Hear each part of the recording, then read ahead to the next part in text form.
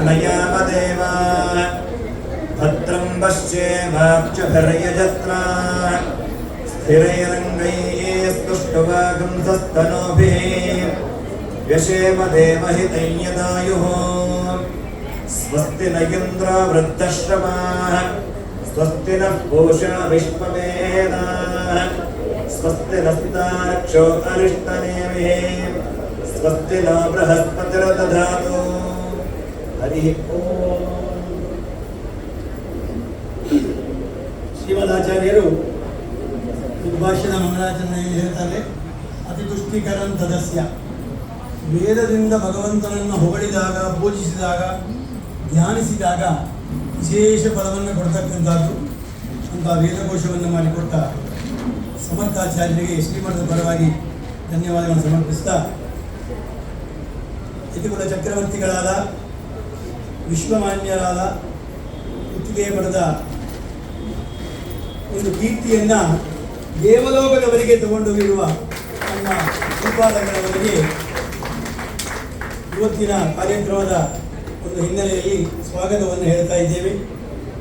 ಸುಂದರ ಉಡುಪಿಯಿಂದ ಉಡುಪಿ ಕ್ಷೇತ್ರ ತಮಿಳಲ್ಲಿ ಹೇಳೋರು ಗಿಡ್ಡಗೆ ಇದ್ದರೂ ಕೂಡ ಕೀರ್ತಿ ದೊಡ್ಡದು ಅಂತ.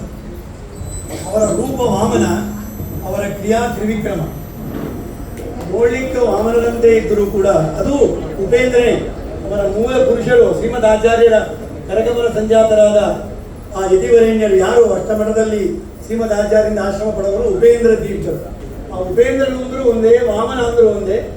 ಅದೇ ವಾಮನ ವಿಶೇಷವಾದ ಅನುಗ್ರಹವನ್ನು ನಮ್ಮ ಶ್ರೀಪಾದಗಳಲ್ಲಿ ತಂದುಕೊಟ್ಟಿದ್ದಾನೆ ಎಂಬುದಕ್ಕೆ ದೃಶ್ಯಗಳು ಏನು ಅಂದರೆ, ವಿಶೇಷವಾದ ಆ ಸುಂದರ ಉಡುಪಿಯನ್ನು ನಿರ್ಮಾಣ ಮಾಡಿದರು.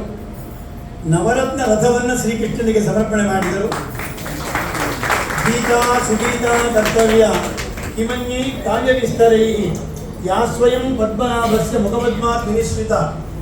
ಯಾವ ಜಗದ್ವಂದ್ಯನಾದ ಶ್ರೀಕೃಷ್ಣನ ಬಾಯಿಂದ ಬಂದಿರುವ ಆ ಭಗವದ್ಗೀತೆಯನ್ನು ಬೀದಿ ಬೀದಿಗೆ ಮನೆ ಮನೆಗೆ ನಾವು ಭಾರತ ದೇಶದಲ್ಲಿ ಹೇಳ್ತಾ ಇದ್ದರೂ ಇಡೀ ಭಾರತದಲ್ಲಿ ಇರತಕ್ಕಂಥ ಭಕ್ತರು ಮಾತ್ರ ಉದ್ಧಾರ ಆಗಬಾರದು. ಭಗವಂತನ ಸೃಷ್ಟಿಯಲ್ಲಿ ಬರುವ ಎಲ್ಲ ಜೀವರಾಶಿಗಳು ಸಜ್ಜನರು ಯಾರಿದ್ದಾರೆ ಅವರೆಲ್ಲರೂ ಆ ಭಗವದ್ಗೀತೆಯ ಸಾರವನ್ನು, ಸರ್ವೋಪನಿಷದೋ ಗಾವ, ಆ ಉಪನಿಷತ್ ಸಾರವನ್ನು, ಗೋಪ್ತ ಗೋಪಾಲನಂದನ ಉಪನಿಷತ್ ಸಾರವನ್ನು ಏನು ಕೃಷ್ಣ ನಮಗೆ ಗೀತೆಯಾಗಿ ಕೊಟ್ಟಿದ್ದಾನೆ